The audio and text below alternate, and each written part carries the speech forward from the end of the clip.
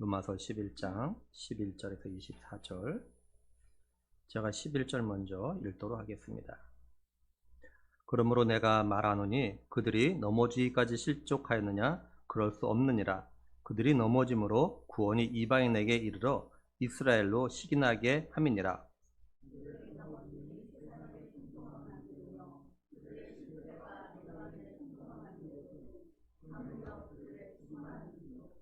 내가 이방인인 너에게 말하노라.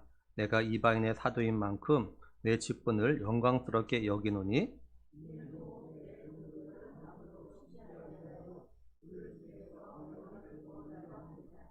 그들을 버리는 것이 세상의 화목이 되거든 그 받아들이는 것이 죽은 자 가운데서 살아나는 것이 아니면 무엇이리요?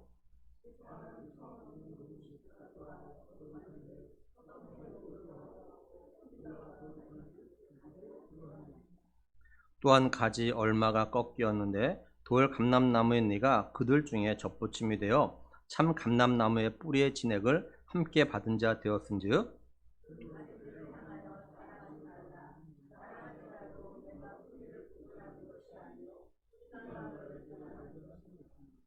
그러면 내 말이 가지들이 꺾인 것은 나로 접붙임을 받게 하려 함이라 하리니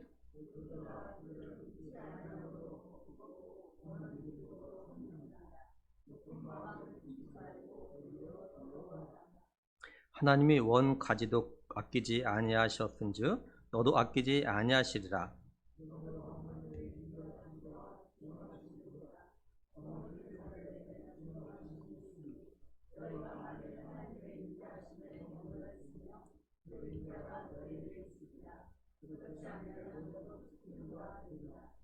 그들도 믿지 아니하는데 머무르지 아니하면 접붙임을 받으리니 이는 그들을 접붙이실 능력이 하나님께 있음이라.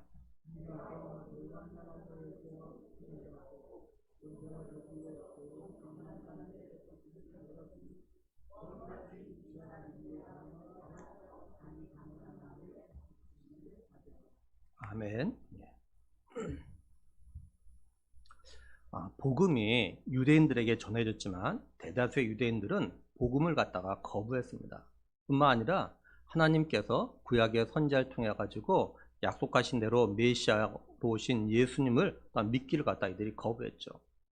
하지만 또한 유대인들 가운데서는 하나님이 미리 아신 자들, 또한 구원하기로 예정하신 자들, 남은 자들은 또 복음을 듣고 예수님을 갖다가 믿었습니다. 그러니까 하나님께서 유대인 전부를 갖다가 버리신 것이 아니라는 겁니다. 바울은 하나님께서는 이런 남은 자, 미리 아신 자들 통해서 하나님의 구원의 역사를 계속 진행하고 있음을 갖다 말했어요. 바울이 그 대표적으로 누굴 들었냐면 바울 자신을 들었죠. 왜냐하면 바울은요, 예수님이 자신을 갖다 만나 주시기 전에, 그죠? 교회를 갖다가 박해한 자였습니다. 예수 믿는 사람을 갖다가 잡아서 오게 가던데 앞장을 섰어요. 그런데 자신이 예수님을 갖다 만나서 복음 전하는 자로 변한 건 오로지 하나님의 전적인 은혜와 또한 택하심이라는 것을 갖다가 누구보다도 잘 알고 있었기 때문이죠.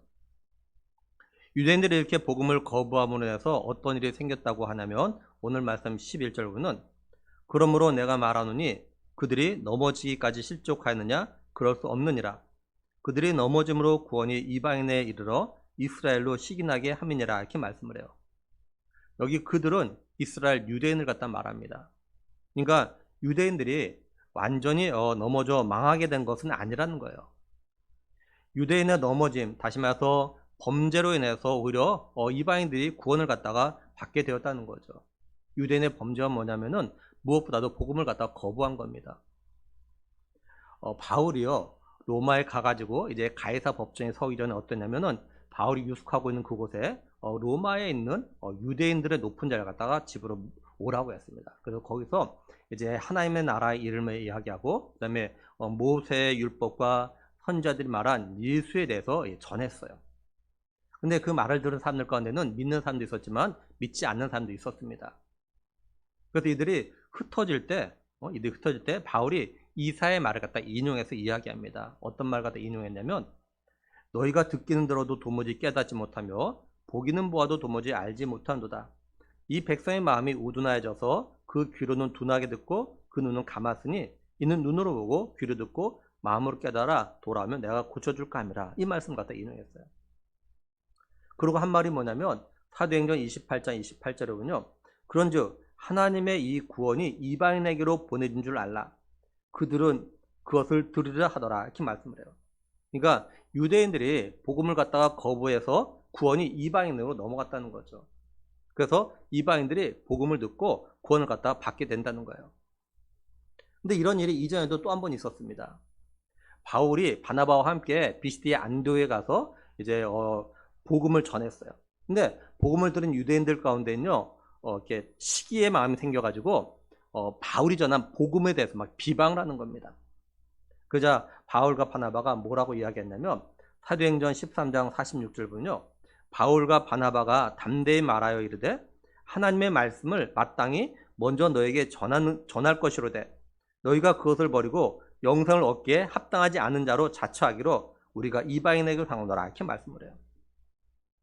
그런데 이 말을 듣는 이방인들은 어떻게 했냐? 48절에 이방인들이 듣고 기뻐하여 하나님의 말씀을 찬송하며 영생을 주시기로 작정된 자는 다 믿더라. 이렇게 말씀을 해요. 이렇게 구원을 받은 이방인들이 이제 본 유대인들이 이방인들을 갖다가 아주 시기하게 되었다는 거예요. 그러니까 이방인들이 구원받은 게 유대인들을 자극해서 화나게 만들었다는 거죠. 근데 이건 나쁜 의미로 이렇게 이방인의 구원이 유대인을 갖다 자극했다는 그런 의미는 아닙니다. 오히려 긍정적인 의미로 시기하게 만들었다 이런 말이에요. 유대인들은 자신들만 선택한 민족이라는 어떤 자부심이 있었습니다. 그래서 이방인들은 굉장히 무시했습니다. 그런데 이 이방인들이 복음을 듣고 구원을 받는 걸 보고 이제 유대인들이 정신 차리고 복음을 받아들인 사람들이 생겼다는 거예요. 그러니까 하나님께서 이방인들이 복음을 듣고 구원을 받게 하신 목적이 있는데 그 뭐냐면 이방인들의 구원이 유대인들 갖다 자극하도록 하기 위해서였던 겁니다. 이걸 보면 하나님은요, 자신의 택한 유대인들이 하나님께 돌아오기를 간절히 바라고 계시다라는 걸 갖다 알 수 있습니다. 우리는 이와 비슷한 예를 갖다가 어떤 영화나 드라마나 또는 우리 주변에서 볼 수 있습니다. 또 어쩌면 오늘 이 예배 자리에 있는 분들 가운데도 이런 자극을 받아서 정신 차리고 열심히 해서 뭔가를 갖다 이룬 분도 있을 수 있어요. 뭐 쉽게 예를 들면 이런 경우도 있겠죠.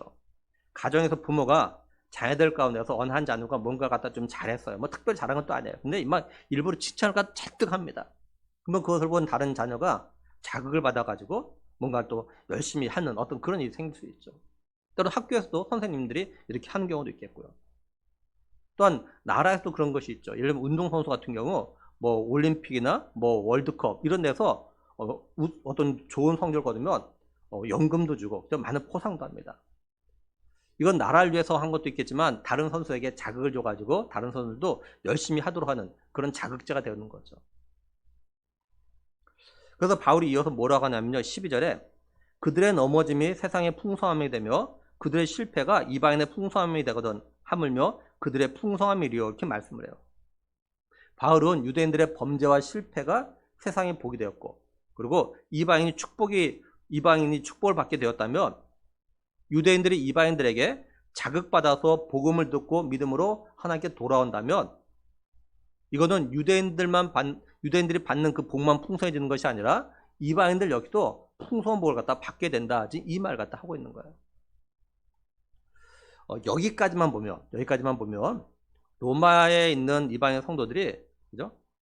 이들은 자신들이 유대인 성도보다 더 낫다라는 이런 교만한 마음을 갖다 가질 수가 있어요. 왜냐하면 이방인들은 복음을 듣고 예수를 갖다 영접했지만 유대인들은 복음을 듣고 거부하고 있기 때문에 그래요. 그러니까 믿음의 관점에서만 보면 이방인의 믿음이 유대인의 믿음보다 더 뛰어난 겁니다. 그리고 로마 교회를 갖다 구성하고 있는 구성을 봐도 유대인 성도보다 이방인 성도가 훨씬 더 많아요. 그러니 이방인 성도들은 어쩌면 이런 생각을 가질 수도 있어요. 이제는 하나님의 구원 계획이 유대인을 향해서 유대인을 통해서 하시는 것보다 이제 자신들이 유대인의 그 자리를 갖다 대신했다, 이런 생각을 가지고 교만해질 수 있습니다.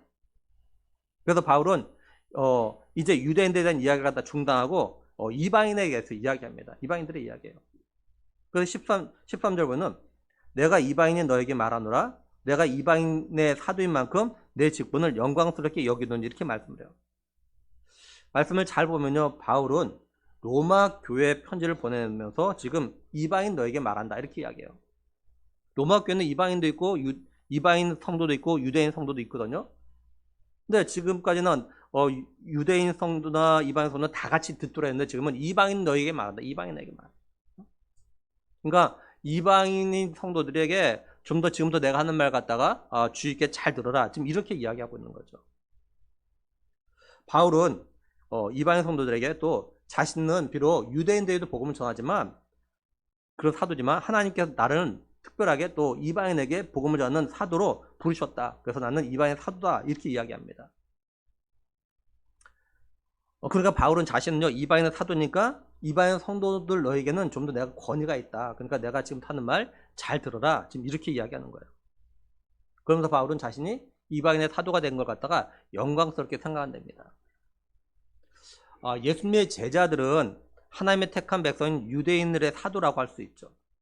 갈라디아서 2장 7절 9절 보면 도리어 그들은 내가 무할례자에게 복음 전함을 맡은 것이 베드로가 할례자에게 맡음과 같은 것을 보았고 베드로에게 역사하사 그를 할례자의 사도로 삼으시니가 또한 내게 역사하사 나를 이방인의 사도로 삼으셨느니라. 또 기둥같이 여기는 야고보와 게바와 요한도 내게 주신 은혜를 알므로 나와 바나바에게 친교의 약속을 하였으니 우리는 이방인에게로 그들은 할례자에게로 가게 하려 함이라. 이렇게 말씀을 해요. 당시 교회 주 구성원은요, 할례받은 유대인이었습니다. 그러니까 인간적인 면에서 주 구성원인 유대인의 사도가 이방인의 사도보다 더 권위가 있고 더 나은 사도처럼 이렇게 생각될 수 있어요. 쉽게 예를 들면요, 우리나라 외무부에서 외교부에서 여러 나라에 이렇게 대사를 갖다 파견하죠, 보내죠. 근데 모든 나라 대사가 다 똑같지가 않습니다. 대우가. 우리나라와 상관된 주요 국가들이 있어요. 미국, 일본, 중국, 러시아, 그리고 UN 대사, 그 다음에 OECD 대사. 이런 6곳에 보내는 대사는요, 차관급인데 장관급 예우를 합니다. 그 외 나머지 대사들은 차관급 이하의 대우를 갖다 해요. 그러니까 대사라고 해서 다 똑같은 대사가 아니라는 거죠. 그러니까 사람들의 관점에 보면은 유대인의 사도가 이방인의 사도보다 더 낫다고 여길 수 있어. 더 뛰어나다고. 근데 바울은 자신은 이방인의 사도고 이걸 갖다 영광스럽게 생각한다고 좀 당당하게 말하고 있는 겁니다. 그럼 바울은 이방인의 사도로 부름받음에 대해서 왜 영광스럽게 생각할까요? 14절 보면 이는 혹 내 권력을 아무쪼록 시기하게 하여 그들 중에서 얼마를 구원하려 함이라 이렇게 말씀합니다. 바울은 하나님께서 자신을 갖다가 이방인의 사도로 보낸 거는 자신의 권력인 유대인들로 하여금 이방인들 갖다 시기하게 해가지고 시기나게 해서 유대인 가운데서 얼마라도 구원을 갖다가 받게 하기 위해서다 이렇게 이야기해요. 그러니까 바울이 막 이방인에게 복음을 갖다 막 열심히 전했어요. 그랬더니 많은 이방인들이 복음을 듣고 예수님을 믿어가지고 막 영육간에 풍성 은혜를 갖다 받아 누리는 겁니다. 이걸 본 유대인들이 자극을 받아가지고 자신들도 더 이상 복음을 갖다 거부하지 않고 이제 예수님 믿고 구원을 받도록 하기 위해서 그렇다라는 거예요. 지금 바울이 하는 이 말을 보면서는요, 우리가 두 가지를 알 수가 있어요. 먼저는 하나님께서는 여전히 자신이 택한 이스라엘 백성들 유대인들이 복음을 듣고 예수 그리스도를 믿고 구원받기를 너무나도 간절히 바라고 계시다는 거예요. 다음으로 바울 역시도 자신의 동족인 유대인들이 더 이상 복음을 갖다 거부하지 않고 이제 복음을 받아들여서 예수 믿고 구원받기를 간절히 바라고 있다라는 겁니다. 바울은 하나님께서 자신 택한 이스라엘 자손들이 복음을 듣고 구원을 받기를 그렇게 간절히 바라고 기다리시면서도 유대인들이요, 복음을 거부하고 예수 믿지 않는 것에 대해서 그냥 내버려 두신 이유에 대해서 이야기를 합니다. 그러니까 하나님께서 만만히 있으면 얼마든지 복음을 듣지 않는 유대인들 갖다 억지로 강제라도 믿게 하실 수 있는데 그 내버려 두신 이유가 있다는 거예요. 내버려 두신 이유. 그것이 뭐냐? 15절 보면 그들을 버리는 것이 세상의 화목이 되거든 그 받아들이는 것이 죽은 자 가운데서 살아나는 것이 아니면 무엇이려 이렇게 말씀을 해요. 여기 그들은 이스라엘 백성 유대인들 갖다 말합니다. 하나님께서 유대인을 갖다 버리셨다는 거예요. 여기 버리다라고 했던 헬라어는요, 제쳐다 이런 뜻입니다. 이렇게 제쳐다. 이건 뭐냐면 이게 하나님께서 이스라엘 백성들 유대인들을 쓸모없다는 식으로 그냥 완전히 버리는 것이 아니라 어떤 걸 얻기 위해서 다음을 미뤄뒀다는 거예요. 우리도 예를 들면 우리가 일할 때 이건 다음에 하지 이렇게 미뤄둔 일이 있잖아요. 그죠? 미뤄둔 일이 있어요. 어떤 일을 하면은 이거 지금 해야 되는 것도 있지만 내가 이거 다음에 하자. 다음에 뭐 1시간 뒤에 하자. 이렇게 미루는 것이죠. 그러니까 하나님께서 유대인들 갖다 이렇게 복음을 거부한 유대인을 갖다가 좀 미뤄뒀다는 겁니다. 그래서 하나님은 유대인들 갖다 일단 버려두심으로 내 가지고 세상과 화목하게 됐대요. 여기 세상은 이방인들 갖다 이야기합니다. 그러니까 하나님께서는 일단 이방인들을 갖다 구원하기 위해서 복음을 거부하고 있는 유대인들을 어떻게 하든지 간에 복음을 듣고 믿게 하려고 하지 않고 일단 제껴두셨다는 거예요. 근데 하나님께서 일단 제껴둔 유대인들로 하여금 복음을 듣고 믿게 하신다면, 제껴뒀던 유대인들 갖다 복음을 듣고 예수 믿게 하신다면 이건 이방인들이 복음을 듣고 받아들인 것보다 더 엄청난 사건이라는 거예요. 쉽게 말해서 이런 자들은 이거는 죽은 자가 살아난 것 같다는 겁니다. 사실 어떤 의미에서요, 복음을 거부한 유대인은요, 죽은 자입니다. 왜냐하면 복음을 거부한 유대인들의 심령엔요, 사람을 살리는 복음이 없기 때문에 그래요. 그런데 이런 유대인들이 복음을 듣고 믿음으로 내서 생명이 들어가니까 살아나는 놀라운 역사가 일어나는 거죠. 좀 더 쉽게 예를 들면 이런 거예요. 두 사람이 있습니다. 근데 이 한 사람은 이렇게 아무리 복음을 전해도 계속 거부만 하는 거예요. 마음이 너무 강팍해요. 근데 이 사람은 복음을 전하니까 반응이 있어요. 반응. 지금 당장 안 믿어도 막 반응이 있어요. 잘 들어주고. 그러면 우리가 전도할 때 어떡합니까? 이 두 사람 중에서 먼저 반응을 보이는 사람에게 좀 더 관심을 가지고 이 사람을 어떻게 전도하려고 하죠. 저도 마찬가지였어요. 여기 한동안 청년 전도할 때 제가 가서 접근해서 복음을 전하며 마음을 열고 전화번호 알려주고 이런 청년들이 있어요.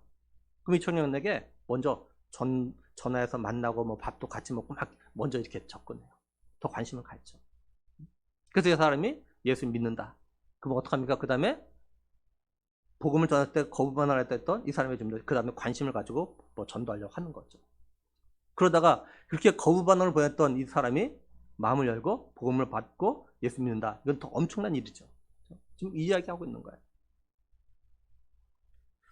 율법의 행함으로 의롭다함을 받는다고 믿고 복음을 거부하던 이 유대인들이 복음을 듣고 예수 믿으면 이보다 더 놀라운 일이 없다는 거죠.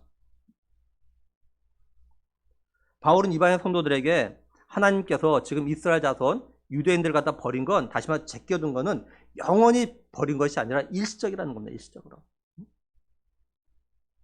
다시 말해서 바울은 지금 복음과 예수 그리스도를 거부하고 있는 유대인들이 언젠가는 돌아올 것 같다 믿고 있는 거예요. 그래서 바울은 이걸 이방인 성도들에게 두 가지 예를 들어서 이야기합니다. 첫 번째는 처음 익은 곡식 첫 열매를 갖다 예를 들어요. 16절에 보면 제사하는 처음 익은 곡식 가루가 거룩한 즉 떡덩이도 그러하고 이렇게 말씀을 하죠. 이거는 민수기 15장 17절에서 21절에 나오는 거제된 말씀을 가지고 예를 든 겁니다. 하나님께서 모세를 통해서 이스라엘 백성들이 뭐라고 했냐면 하나님 주신 약속의 땅에 가가지고 열심히 수고해서 이제 그 땅의 양식을 갖다 먹을 때 하나님께 거제를 드릴 걸 가르쳤어요. 이때 드릴 곡식에 대해서 뭐라고 했냐면 민수기 15장 20절에 너희의 처음 익은 곡식가루 떡을 거제로 타작마당에 거제같이 드리라 이렇게 말씀을 해요. 여기 처음 익은 곡식은 이스라엘 백성들이 추수한 후 처음 익은 그 많은 곡식 가운데서 한 단을 제사장이 가져옵니다. 그러면 제사장은 하나님 앞에서 그걸 다 흔들어서 바치는 그런 곡식이에요. 이스라엘 백성들이 처음 익은 곡식 그걸 갖다 한 단을 갖다 하나님께 바치면은 이 처음 바친 이 곡식이 하나님께 거룩하게 여겨요. 그러니까 이것이 근데 그거는 많은 곡식 뭡니까? 그 처음 익은 곡식 가운데서 일부를 대표로 가지고 온 거죠. 그러니까 이것이 거룩하면 나머지 익은 곡식도 다 거룩하게 인정을 갖다 받았던 겁니다. 그러니까 하나님께서 처음 익은 곡식 가루가 거룩한 걸로 인정받았다면, 그죠? 또 그 거룩한 곡식 가루로 만든 떡덩이도 역시 거룩하다는 거죠. 다시 표현하면 가루로 큰 덩어리를 갖다가 밀가루로 이렇게 떡을 갖다 만들었어요. 근데 그거에서 일부를 떼어가지고 이만큼 떼어가지고 이걸 갖다가 하나님께 바쳤어요. 하나님께서 이걸 갖다가 거룩하게 인정하셨다면 이 나머지 전체도 다 거룩하게 인정하신 거다, 이런 말입니다. 바울은 여기서 떡덩이는 이스라엘 전체 유대인을 갖다 가리키는 걸로, 그리고 그 중에서 처음 익은 곡식가루, 다시 말해서 떡 덩어리에서 떼어난 작은 떡 덩어리는 복음을 듣고 예수님을 믿는 유대인들 갖다 가리키는 그런 예로 사용을 한 거예요. 그러니까 처음 익은 곡식가루는 유대인들 가운데서 예수님을 믿고 회심한 처음 열매와 같은 그런 성도들이다, 이런 말입니다. 두 번째는 나무 뿌리입니다. 16절 계속 보면은 뿌리가 거룩한즉 가지도 그러하니라, 이렇게 말씀을 해요. 나무의 뿌리와 가지는 하나죠. 그죠? 한 나무에 붙어 있는 것 같다 이야기하는 거예요. 그래서 뿌리가 거룩하면 가지도 거룩하다는 거예요. 여기 뿌리는 이스라엘 조상들 갖다 이야기합니다. 예를 들면 아브라함, 이삭, 야곱, 이런 사람을 이야기해요. 그리고 가지는 당연히 현재 유대인들, 이스라엘 사람들 갖다 이야기하는 거죠. 물론 또 이 가지는 이미 복음을 듣고 예수님을 믿고 있는 유대인들, 그리고 지금은 복음을 갖다 거부하고 있지만 나중에 복음을 받아들이고 예수를 믿을 유대인들 갖다 또 말하는 겁니다. 바울이 이 두 가지 든 예는 하나님이 택한 이스라엘이 하나님께 돌아오는 과정이 조금 다를 수 있다는 걸 갖다 또 말해주는 거예요. 그리고 이스라엘 전체가 하나님께 돌아오진 않지만 많은 유대인들이 돌아오게 될 걸 갖다 말한 겁니다. 예로 든 처음 익은 곡식가루와 나무 뿌리에 좀 차이점이 있습니다.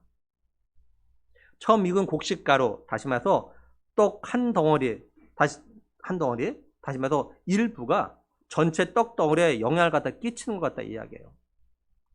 성경에서 이 예를 갖다 찾을 수 있습니다. 우리가 잘 아는 말씀인데, 주 예수를 믿으라, 그리하면 너와 내 집이 구원을 받으라, 이 말씀이에요. 한 사람이 예수를 갖다 믿게 되어지면 그 한 사람의 영향으로 가족 전체가 예수를 믿게 되는 그런 일들이 있죠. 이게 오늘 우리에도 사실 똑같이 많이 일어났어요. 한 가족이 다 같이 동시에 예수님 믿는 그런 경우는 생각보다 많지가 않습니다. 대부분의 가정이 예수님 갖다 믿게 된 과정 보면 가족 전체 중에서 누군가 한 사람이 먼저 예수님 믿게 되어져요. 그러면 그 한 사람이 그 가정에 처음 익은 곡식가루가 되어가지고 가족 전체에 영향을 줘가지고 모두가 예수 믿음으로 구원받게 되는, 하나님의 거룩한 자녀가 되는 그런 일들이 있죠. 이제 나무뿌리 다시 말해서 믿는 가정에서 태어난 사람들이 믿음의 가정에 영향을 받아서 예수를 갖다 믿게 되고 또 믿음의 삶을 살아갈 것 같다 말하는 겁니다. 이거는 물론 이거는 믿음의 가정에서 태어났다고 해서 모두가 예수를 믿게 되는 걸 말하는 건 또 아닙니다. 예를 들면 한 나무에 달린 가지들이 이렇게 모두 끝까지 붙어가지고 열매를 맺고 또 가을에 아름다운 단풍을 맺는 그런 경우도 있지만, 그렇지 않냐고 중간에 떨어지거나 또 중간에 벌레가 먹어가지고 막 이렇게 잘라지고 막 이상한 모습 되고, 그래서 가을에 아름다운 단풍 맺지 못하는 그런 가지들도 있죠. 그래도 믿음의 가정에서 태어난 믿음의 뿌리가 있는 자녀들 가운데는요, 훗날 하나님께 돌아온 자녀가 많이 있습니다. 그래서 어떤 목사님이 이런 말을 하더라고요. 모태신앙인을 갖다 가볍게 여기지 말라, 이렇게 하셔요. 모태신앙. 우리나라에 모태신앙에 대한 안 좋은 이미지가 있죠. 모태신앙, 신앙생활 못한다. 이것이 모태신앙인의 이미지입니다. 신앙생활 못하는 사람이 모태신앙이네. 신앙생활 못하는 사람들이. 근데 지금은 모태신앙인이 신앙생활을 갖다 못하는 것 같아도 나중에는 그 믿음의 뿌리의 진가가 나타난다는 거예요. 제 모교에도 보면 이런 분이 한 분 계셔요. 저희 아버지와 함께 장례를 받은 장로님 한 분 계십니다. 근데 그 장로님의 큰아들이 저보다 1년 선배입니다. 근데 이 형님이 중학교 때, 고등학교 때, 청년 때 계속 좀 말썽을 많이 피웠어요. 신앙생활도 제대로 하지 않고 부모님 마음은 속썩이고 막 그랬어요. 그런데 지금 그 교회 장로님이 되셨어요. 장로 잘 섬기고 계셔요. 모태신앙의 그 뿌리의 진가가 이렇게 드러나도록 때가 되니까. 그런 경우가 많아요. 바울은 이제 이방인 성도들에게 자신들이 복음을 듣고 예수 믿고 영접했다고 해서 교만하게 유대인들 갖다 가볍게 여기지 말 것 같다 권면합니다. 17절 18절로는 또한 가지 얼마가 꺾였는데 돌 감람나무인 네가 그들 중에 접붙임이 되어 참 감람나무 뿌리의 진액을 함께 받는 자가 되었은즉 그 가지들 향하여 자랑하지 말라. 자랑할지라도 내가 뿌리를 보존하는 것이 아니요 뿌리가 너를 보존하는 것이니라 이렇게 말씀합니다. 바울은 참 감람나무와 돌 감람나무를 갖다가 비유로 듭니다. 돌 참 감람나무는 유대인 이스라엘 백성을 말하는 것이고 돌 감람나무는 이방인을 갖다 말하는 거죠. 여기 가지 얼마 꺾였다는 것은 참 감람나무의 가지가 꺾였다는 겁니다. 이거는 참 감람나무 전부가 꺾인 것이 아니라 일부가 꺾였다는 거예요. 이건 유대인들 가운데서 복음을 듣고도 복음을 거부하는 사람이 일부라는 것을 갖다 의미하는 겁니다. 하나님은 이런 유대인들 일부를 갖다 제거하고 그 자리에 돌 감람나무인 이방인들 갖다 접붙여 가지고 참 감람나무 뿌리의 진액, 그러니까 유대인들의 믿음의 조상인 예를 들면 아브라함, 이삭, 야곱 등의 믿음을 이어받게 하셨다는 거예요. 그러니 지금 복음을 거부하고 있는 유대인들 향해서 자랑하지 말고 또 유대인들 갖다 무시하지 말라는 겁니다. 너희들이 지금 받은 그 믿음은 바로 유대인들, 너희들이 무시할 만한 존재가 아닌 유대인들의 그 뿌리로부터 나온 거라는 거죠. 그 믿음을 갖다 너희가 이어받고 있다는 거죠. 그러니까 유대인들을 가볍게 여기지 말라는 겁니다. 혹시 자랑하고 싶을 때는 자신의 믿음을 자랑하지 말고 자신이 이렇게 믿음의 삶을 살 수 있는 건 참 감람나무의 접붙임을 받았기 때문에 그 나무의 뿌리로부터, 다시 말해서 유대인의 조상들이 지켜온 믿음 덕분이라는 것 갖다 잊지 말라, 이 말을 갖다 하고 있는 거예요.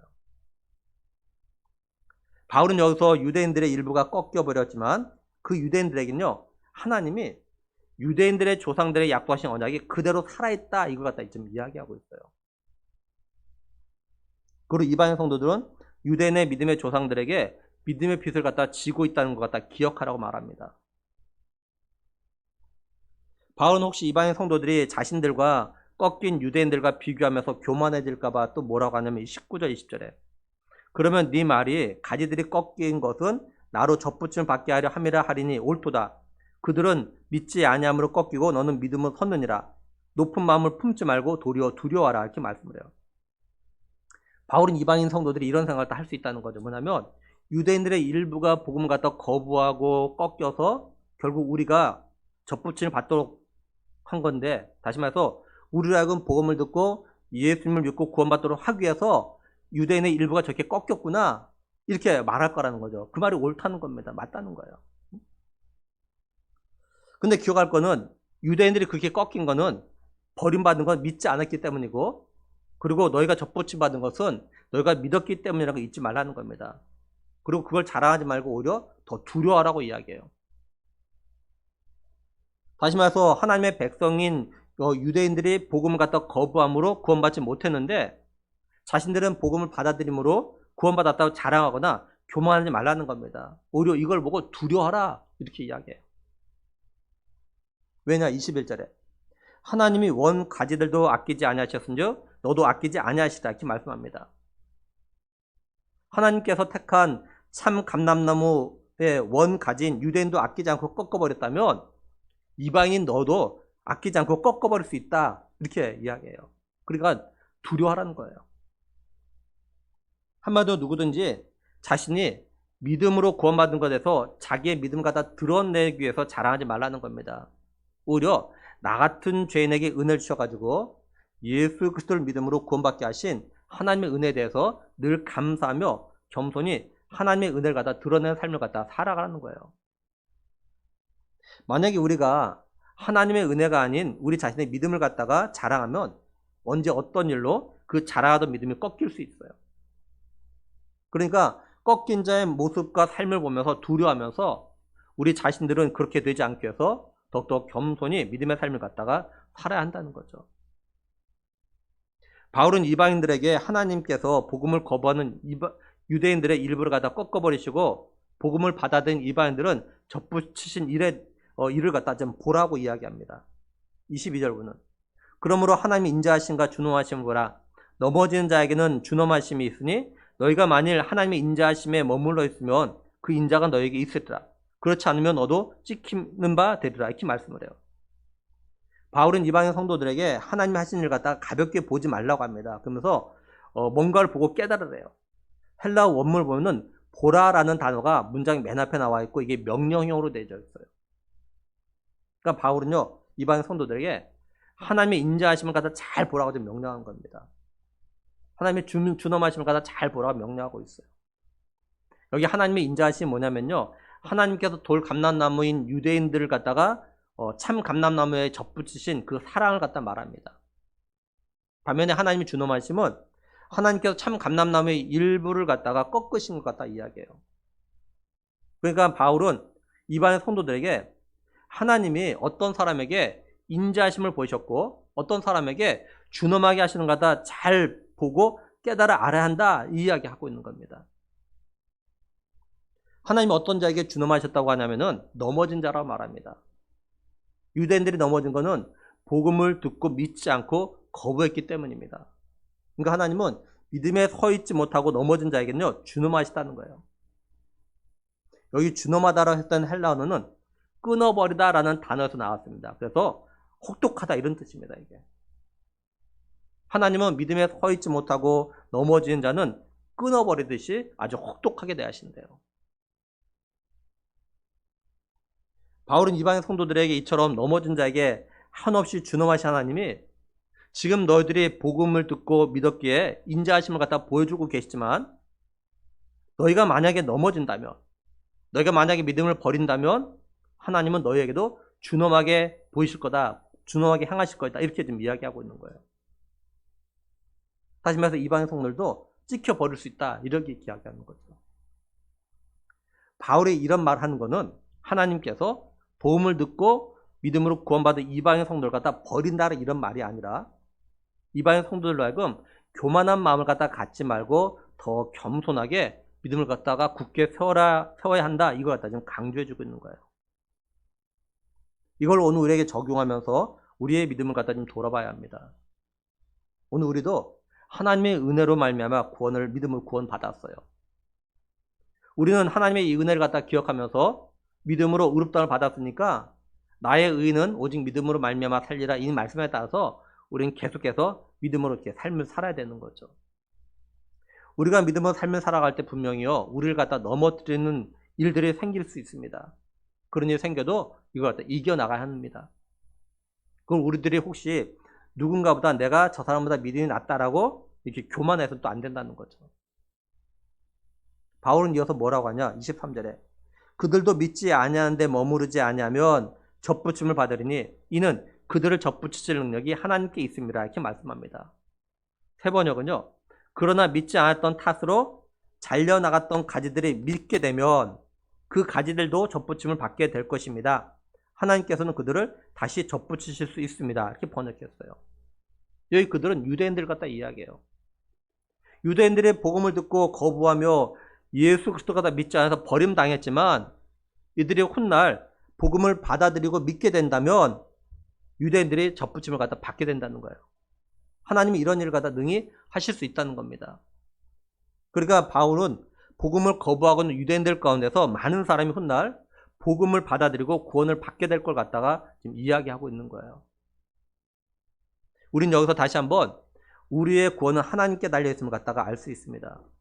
우리의 구원은 우리의 노력에 의해서 되는 것이 아니라 우리의 행함에 의해서 되는 것이 아니라 오로지 하나님의 은혜로 되는 겁니다. 우리의 구원은 전적으로 하나님의 주권에 달려있어요. 마치 회사 직원을 뽑는데 인사권자의 선택에 달려있는 것과 같다고 볼 수가 있겠죠. 바울은 이처럼 유대인들의 회복이 이제 하나님 능력에 의해서 이루어질 수 있음을 갖다 말하면서 이방인 성도들에게 이렇게 이야기합니다. 24절에 네가 원 돌 감람나무에서 찍힘을 받고 본성을 거슬러 좋은 감람나무의 접붙임을 받았으니 원 가진 이 사람들이야 얼마나 더 자기 감람나무의 접붙이심을 받으랴 이렇게 말씀을 해요. 바울은 이방인 성도들은 원래 돌 감람나무 가지였는데 거기서 잘려서 좋은 참 감람나무에게 접붙임을 받은 걸 다시 한번 이야기합니다. 그렇다면 원래 좋은 감람나무의 가지였는데 잘림을 당했던 가지들이 원래 좋은 감람나무에 다시 접붙임을 받는 것은 얼마나 쉽겠냐라는 거예요. 여기 원이라는 단어와 그 다음에 본성이라는 단어, 이렇게 했던 이 헬라어는요, 단어는 똑같은 단어입니다. 똑같은 단어. 그러니까 바울은 같은 단어를 갖다 지금 반복해서 돌 감람나무 가지가 참 감람나무 가지에 접붙임을 받은 것, 이거는 자연의 법칙을 갖다가 거스르는 하나님의 놀라운 은혜다, 이걸 갖다 지금 강조해주고 있는 겁니다. 하나님의 은혜가 아니면 이방인이 절대 구원을 갖다 받을 수 없다는 거죠. 이걸 갖다 좀 쉽게 이야기하면 이렇게 이야기할 수 있겠죠. 우리 사람들 어떤 생각하냐면 그 사람의 기질과 천성은 안 바뀐다고 생각합니다.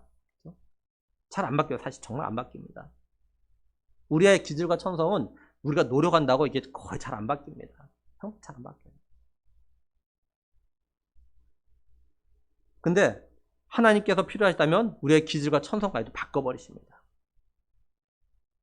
몇 때로는 예수님 믿고 정말 그 사람 기질과 천성이 완전히 바뀌어가지고 하나님께 쓰임받는 그런 사람들이 있어요. 그러니까 바울은 이방인 성도들에게 너희가 복음을 듣고 구원을 받게 된 건 하나님 놀라운 은혜 때문이다, 이거 갖다 지금 말하는 거예요. 그렇다면 하나님 택한 이스라엘 백성들이 복음을 듣고 예수 믿는 거는 이방인들이 복음을 듣고 예수 믿는 것보다, 또 믿게 하는 것보다 훨씬 더 쉽다, 이런 이야기를 하고 있는 거예요. 지금은 어려워 보이지만 사실은 유대인들이 예수 믿는 것이 더 쉬울 수 있다는 거죠. 쉬운 예로 전도하다 보면 어떤 거냐면 크게 두 가지 경우가 있어요. 지금까지 교회를 한 번도 안 가본 사람과 어렸을 때 언젠가 그래도 교회를 다녀본 사람들 만납니다. 근데 복음을 갖다 누가 더 거부감을 먼저 잘 듣냐면 그래도 어렸을 때라도 교회를 다녀본 사람들이 덜 거부감이 있어요. 복음 때문에 일단 잘 듣습니다. 근데 한 번도 지금까지 교회 안 가본 사람은요, 정말 복음을 안 받아들여요. 정말 힘들어요. 또 자신은 지금 믿음 생활을 하지 않지만 자신의 부모님이 신앙생활하고 있는 그런 가정의 자녀들은요, 복음을 갖다 더 잘 듣습니다. 이 말은 이런 사람들이 다시 교회 나오고 다시 신앙하는 것이 더 쉽다라는 거예요. 땡판 믿지 않는 가정에 있는 그 자녀, 그 사람보다 이런 믿는 가정에 있는 사람들이 더 복음을 듣기, 예수 믿는 것이 훨씬 더 쉬울 수 있다는 거죠. 바울은 이방인 성도들에게 하나님께서는 언제든지 하나님 택하신 유대인들로 하여금 복음을 듣고 하나님께 돌아와 예수님을 갖다 믿게 하실 거라, 이 말 갖다 했습니다. 이제 말씀을 좀 정리하면 하나님은요, 자신이 택한 유대인들, 이들이 복음을 거부하자 이방인들로 하여금 이제 복음을 듣고 믿게 하셨습니다. 이거는 이방인들의 구원을 본 유대인들로 하여금 시기 나게 만들어가지고 유대인들도 복음을 듣고 예수님을 믿고 구원받도록 하기 위해서 그러셨던 거죠. 하나님 결코 자신 택한 유대인들 갖다 버리신 것이 아닙니다. 포기하지 않으셨어요. 바울이 이런 사실을 갖다가 이방인 성도들에게 말하면서 자신들이 하나님의 은혜로 구원받은 걸 생각하고 절대로 교만하지 말 걸 갖다가 이제 권면합니다. 바울은 이걸 갖다가 처음 익은 곡식가루와 떡덩이, 그리고 뿌리와 가지의 비유를 들어서 이야기했어요. 바울은 이 비유를 통해서 유대인들이 지금은 복음을 거부하고 있지만 그래도 이들은 여전히 하나님 택한 백성들이기 때문에 반드시 복음을 듣고 예수를 갖다 믿을 거라, 이 말 갖다 했습니다. 또 돌 감람나무와 또한 참 감람나무 비유를 들어서 이야기했어요. 바울은 이 비유를 통해서 하나님께서 구원받을 수 없는 이방인들을 갖다 구원하시기 위해서 유대인들 중에서 복음을 듣고 거부한 이들의 가지를 꺾고 그 자리에 이방인을 접붙임 하셨다고 말합니다. 그러니 이방인들이 자신들이 구원받은 것에 대해서 절대 교만하면 안 되고 하나님의 은혜에 대해서 감사하면서 겸손하게 믿음의 삶을 갖다가 살아야 함을 갖다 이야기했어요. 만약에 그렇게 하지 않으면 참 감람나무 가지를 꺾으신 하나님께서는 돌 감람나무 가지도 얼마든지 꺾으실 수 있다고 경고했습니다. 바울은 그러면서 하나님의 구원 계획이 이스라엘에게 있을 것을, 다시 말해 이스라엘에 회복될 것을 갖다가 이렇게 또 말씀하셨다는 거죠. 오늘 우리는요, 돌 감람나무로서 하나님의 은혜로 참 감람나무의 접붙임을 받았습니다. 우리의 믿음, 우리의 구원은 전적인 하나님의 은혜입니다.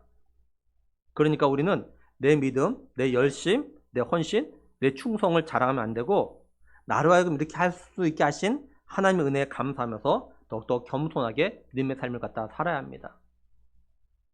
그리고 하나님께서도 포기하지 않고 있는 이전에 함께 이 예배 자리에 나와 함께 예배했는데 지금은 나오지 않고 있는 우리의 가족이나 우리 형제 자매들을 포기하지 말고 그들의 믿음이 회복될 것 같다 믿고 기대하면서 이들의 영혼을 위해서 계속 기도해야 한다라는 겁니다.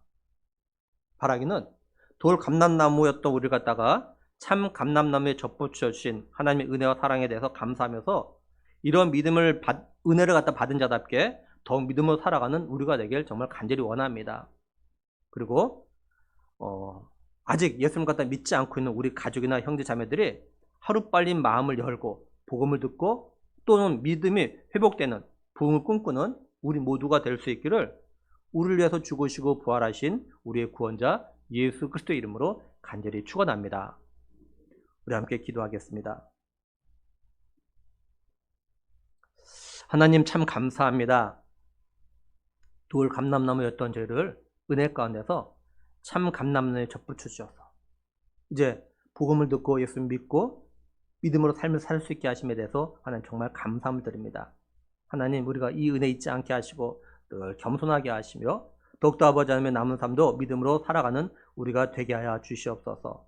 이 시간 또 간절히 바라는 것은 하나님 이전에 우리 함께 예배했던 하나님 그런 우리의 가족이나 우리의 형제자매들 또 우리의 이웃들 친구들이 있습니다. 지금 이 예배 자리에 없지만 하나님이여 저들 불쌍히 계시고 긍휼히 주셔서 저들의 마음을 열어주셔서 하루빨리 다시 아버지 믿음을 회복할 수 있는 은혜를 베풀어 주시옵소서. 하나님이 저들 갖다 포기하지 않고 계심에 대해서 우리가 기억하면서 우리도 저들 포기하지 않고 저들 위해서 계속 기도하게 하시고 권면하게 하셔서 때가 되었을 때 하나님 다시 접붙임 받는 다시 구원의 은혜를 누리는 하나님 그런 은총을 베풀어 주시옵소서. 하나님께 맡기며 예수 그리스도 이름으로 기도드리옵나이다. 아멘. 이 시간에 공동회권